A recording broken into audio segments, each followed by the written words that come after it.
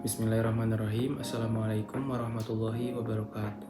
Radina billahi robba wa bil islami dina wa bi muhammadin nabiyya.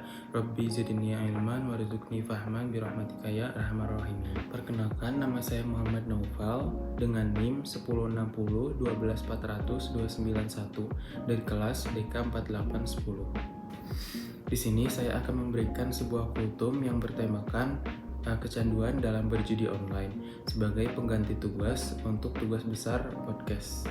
Assalamualaikum warahmatullahi wabarakatuh. Alhamdulillahirrabbilalamin. Segala puji bagi Allah subhanahu wa ta'ala, Tuhan yang menciptakan langit dan bumi, Tuhan yang mengatur rezeki setiap makhluk, dan Tuhan yang mengetahui apa yang tersembunyi di dalam hati manusia. Kita bersyukur kepada Allah atas nikmat iman, nikmat Islam, dan nikmat kesempatan untuk berkumpul di majelis ilmu dan nasihat, karena sejatinya nasihat adalah pengingat, dan pengingat hanya bermanfaat bagi orang-orang yang beriman. Salawat serta salam semoga senantiasa tercurah kepada Nabi Muhammad SAW, manusia terbaik sepanjang sejarah, yang telah membawa kita dari zaman kegelapan menuju cahaya Islam, dari kehidupan tanpa aturan menuju kehidupan yang penuh tuntunan. Hadirin yang dirahmati Allah, jika hari ini kita masih diberi kesempatan untuk mendengar nasihat, itu bukan karena kita paling suci, bukan karena kita paling baik, tetapi karena Allah masih sayang kepada kita. Karena itu, mari kita buka hati, bukan untuk menghakimi orang lain, tetapi untuk mengoreksi diri kita sendiri. Hadirin sekalian, setiap zaman memiliki tujuan. Zaman dahulu, ujian datang dalam bentuk kelaparan dan peperangan. Namun zaman sekarang, ujian datang dalam bentuk kenyamanan, hiburan, dan kemudahan. Hari ini, banyak dosa tidak lagi terlihat menakutkan. Banyak kemaksiatan dibungkus dengan tampilan menarik, bahasa modern, dan istilah yang halus. Termasuk di dalamnya adalah judi online. Ia tidak datang dengan nama judi, ia datang dengan nama game, hiburan, event, cuan, dan masih banyak lagi. Padahal hakikatnya tetap sama, yaitu perjudian. Hadirin yang dirahmati oleh Allah, setan tidak pernah memaksa manusia untuk berbuat dosa. Setan hanya membujuk, merayu, dan menghiasinya. Awalnya, mereka akan mencoba sedikit, lalu lumayan juga, lalu sayang kalau berhenti, akhirnya ujung-ujungnya tidak bisa berhenti. Inilah strategi setan, yaitu pelan, bertahap, tapi juga mematikan. Seperti pada kisah yang dialami pada seseorang yang bernama, kita bisa sebut saja Pak Ahmad. Ia adalah seorang pria biasa, usia sekitar 30-an tahun, sudah berkeluarga, memiliki 1 orang anak, dan bekerja dengan penghasilan yang sebenarnya cukup untuk hidup sederhana. Pak Ahmad ini dikenal sebagai orang yang rajin bekerja, tidak pernah terlibat masalah, dan awalnya taat beribadah. Semuanya bermula bukan dari niat buruk, tapi dari rasa penasaran. Suatu hari, di waktu senggang, ia melihat iklan dari permainan berhadiah di ponselnya. Tidak ada kata judi, yang ada hanyalah hiburan, coba keberuntungan, dan siapa tahu rezeki.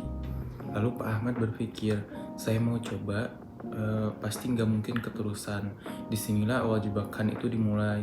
Pada percobaan awal, Pak Ahmad sempat mendapatkan keuntungan kecil, tidak besar, tapi cukup membuatnya tersenyum.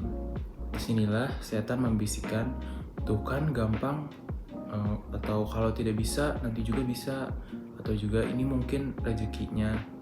Lalu sejak saat itu, pikirannya mulai berubah. Bukan lagi bekerja keras lalu berdoa, tapi berharap pada keberuntungan. Ia mulai membuka ponsel sebelum tidur, saat istirahat kerja, bahkan ketika bareng sama keluarga. Tanpa ia sadari, waktunya mulai dicuri perlahan. Beberapa hari kemudian, Pak Ahmad mulai mengalami kekalahan. Uang yang sebelumnya menang, habis kembali. Namun anehnya, ia tidak berhenti, justru malah muncul perasaan sayang kalau berhenti sekarang. Terus, tadi juga sudah hampir menang, atau kalau main sedikit lagi mungkin bisa balik uangnya. Disinilah logika mulai kalah dengan emosi. Ia mulai memakai uang yang seharusnya untuk kebutuhan rumah, awalnya kecil, lalu makin besar. Sampai istrinya mulai bertanya, Kenapa akhir-akhir ini sering pegang HP? Kenapa uang belanja kurang? Pak Ahmad mulai berbohong, bukan karena jahat, tapi karena sudah terjebak. Hadirin sekalian, salah satu tanda yang paling jelas dari kecanduan judi online ini adalah ibadah yang mulai ditinggalkan. Seperti yang terjadi pada Pak Ahmad yang dulu sholat tepat waktu, tapi setelah dia melakukan tindakan judi online ini, dia mulai menunda waktu sholat atau mulai merasa berat untuk melakukan ibadah dan bahkan kadang lupa dalam melakukan ibadah.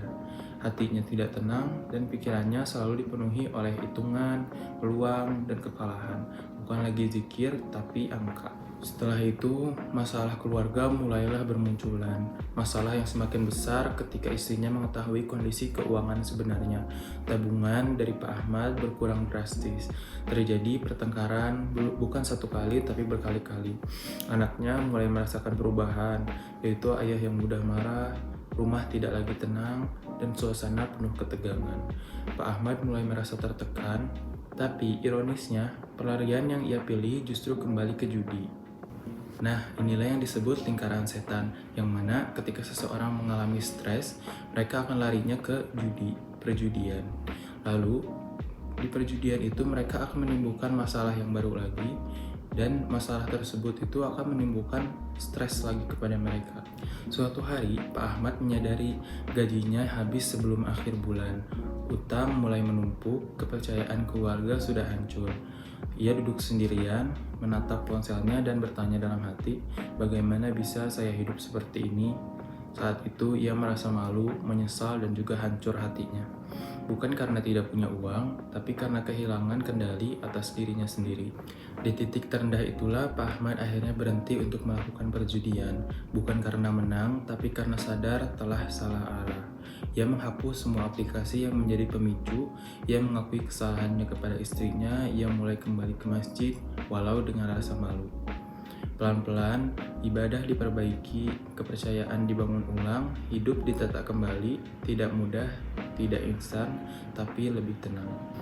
Hadirin yang dirahmati oleh Allah, Pak Ahmad sering berkata kepada orang-orang di sekitarnya bahwa judi online itu tidak membuat dia kaya, yang ada hampir membuat dia kehilangan segalanya. Nah, dari kisah ini mengajarkan kita bahwa yang pertama, judi selalu dimulai dari hal kecil. Yang kedua, candu datang tanpa disadari. Yang ketiga, yang hancur bukan hanya uang, tapi iman dan keluarga. Dan yang keempat, taubat selalu mungkin, tetapi lebih baik tidak pernah mencobanya sama sekali. Hadirin sekalian, jika hari ini kita belum terjerat, maka bersyukurlah dan jauhilah. Jika ada yang terlanjur, jangan putus asa, pintu taubat masih terbuka. Semoga kisah ini menjadi pengingat bagi kita semua bahwa judi online bukan jalan keluar, melainkan jalan kehancuran. Hadirin yang dimuliakan Allah, judi online dibuat dengan sistem yang memberikan harapan palsu, memainkan emosi, dan mempermainkan psikologi kita. Saat seseorang menang, otaknya merasa kesenangan, dan saat kalah, egonya tidak terima. Maka yang terjadi, jika mereka menang dalam perjudian online, mereka akan mengulanginya terus.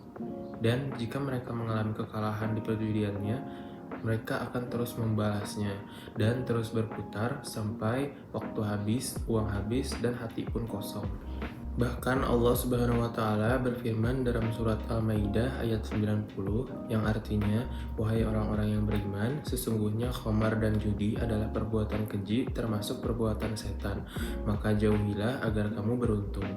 Mohon diperhatikan dalam arti dari ayat tersebut, yang mana disebut di dalam ayat tersebut perbuatan keji, disebut perbuatan setan, dan perintahnya untuk dijauhi.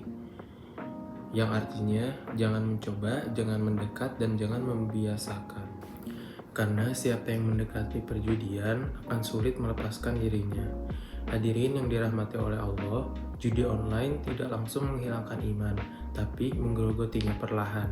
Seperti tanda-tandanya, yang pertama sholat mulai ditunda, yang kedua doa terasa hambar, yang ketiga hati tidak akan merasa tenang, dan pikiran selalu teringat judi. Hal yang seharusnya penuh zikir menjadi penuh perhitungan. Hadirin sekalian, banyak orang yang berkata, Saya hanya pakai uang kecil, namun setan tahu manusia selalu ingin yang lebih. Sedikit demi sedikit, uang belanja mereka habis, tabungan lenyap, dan utang mulai bermunculan. Dan yang paling berbahaya, rezeki menjadi tidak berkah. Berapa banyak keluarga rusak karena judi? Pasangan kehilangan kepercayaan, anak-anak kehilangan teladan, dan rumah tangga dipenuhi pertengkaran. Judi tidak hanya menghancurkan pelakunya, tetapi juga orang-orang di sekitarnya. Nah, perjudian ini juga akan berdampak terhadap generasi muda. Masa muda adalah masa emas, namun jika mereka telah terjerumus ke dalam perjudian, maka itu akan mencuri waktu mereka, mencuri fokus mereka, dan mencuri cita-cita mereka. Generasi yang seharusnya belajar dan berkarya justru terjebak pada keberuntungan palsu. Hadirin yang dirahmati Allah, rezeki tidak pernah tertukar, tetapi cara menjemput rezeki menentukan nilainya. Lebih baik sedikit tapi halal dan sederhana tapi tenang daripada banyak tapi haram, gelisah dan penuh dosa. Jika ada yang terlanjur terjerat, maka jangan putus asa. Karena apa? Karena Allah lebih menyukai hamba yang jatuh lalu bangkit daripada hamba yang merasa suci tapi sombong.